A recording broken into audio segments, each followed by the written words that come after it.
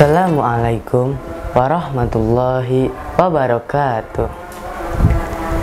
Alhamdulillahirabbil alamin wa bihi nasta'in wa ala umurid dunya waddin wassalatu wassalamu ala asyrafil anbiya'i wal mursalin wa ala alihi wa sahbihi ajmain.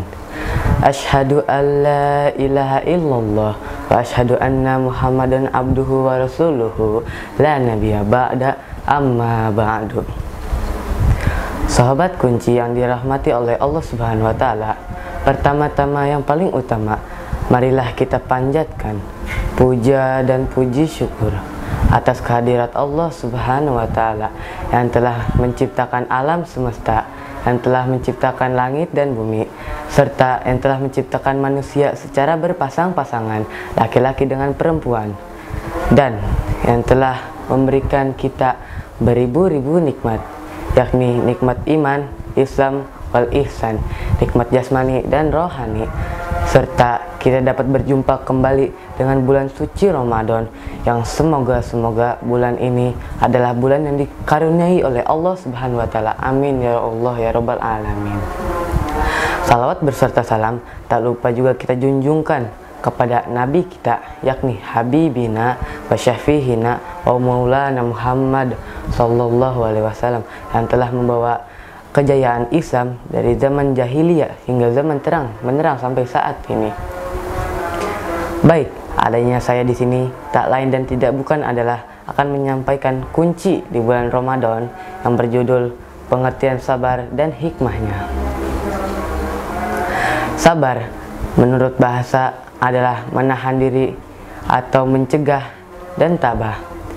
Sedangkan menurut istilah, sabar adalah menahan diri dari kegundahan rasa emosi, rasa amarah, dan rasa hawa nafsu, dan menahan lisan kita agar tidak berkata yang keluh kesah dan mencela orang lain, serta menahan diri agar anggota tubuh kita tidak melakukan hal-hal perbuatan yang keji yang tidak disukai oleh Allah Subhanahu wa taala.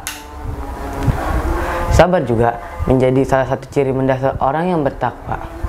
Orang yang bertakwa itu sudah dekat sekali dengan sabar, karena iman dengan sabar sudah bagaikan jasad dengan kepalanya, tidak bisa saling dipisahkan. Sifat yang paling dibenci oleh Allah Subhanahu wa taala adalah sifat lemah dan sifat bersedih hati, karena itu adalah sifat yang tidak mencerminkan sifat sabar. Oleh karena itu, Allah Subhanahu wa taala tidak menyukai sifat itu. Allah Subhanahu wa taala berfirman di dalam surat Al-Baqarah ayat 153. A'udzu billahi minasyaitonir rajim. Bismillahirrahmanirrahim. Ya ayyuhalladzina amanu ista'inu bis-sabri was-shalah. Innallaha ma'as-sabirin. Shadaqallahul azim.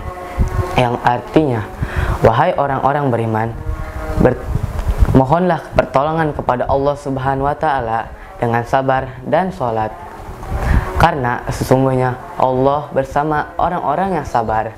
Quran surat Al-Baqarah ayat 153. Sahabat kunci rahimakumullah, perlu kita ketahui dalam kitab Riyadhus Shalihin, sabar itu terbagi menjadi 3, yakni sabar dalam ketaatan kepada Allah Subhanahu wa taala. Imam An-Nawawi mengatakan bahwa kesabaran itu harus dibiasakan oleh orang yang beriman. Dan yang kedua adalah sabar menahan diri terhadap kedurhakaan kepada Allah Subhanahu wa taala. Dan yang ketiga adalah sabar terhadap ujian Allah Subhanahu wa taala. Imam Az-Zakaria mengatakan bahwa kesabaran yang paling tinggi ganjarannya adalah kesabaran saat menahan rasa kehilangan, karena itu adalah sabar yang paling sakit, seperti kita telah kehilangan sesuatu yang mungkin kita lalui itu sangat berharga. Sahabat rahimakumullah, hikmah bersabar terbagi menjadi 3, yakni mendapatkan pahala, dan yang kedua mendekatkan diri seorang hambanya kepada Allah Subhanahu wa taala. Dan yang ketiga adalah mendapatkan pengampunan dan rahmat oleh Allah Subhanahu wa taala. Di dalam Quran, Allah Subhanahu wa taala menjelaskan, A'udzu billahi minasyaitonir rajim. Bismillahirrahmanirrahim. Ma indakum yang fadu wa ma indallahi baqiu wa lanajziyannal ladzina sabaru ajrahum bi ahsani ma kanu ya'malun. Shadaqallahul azim.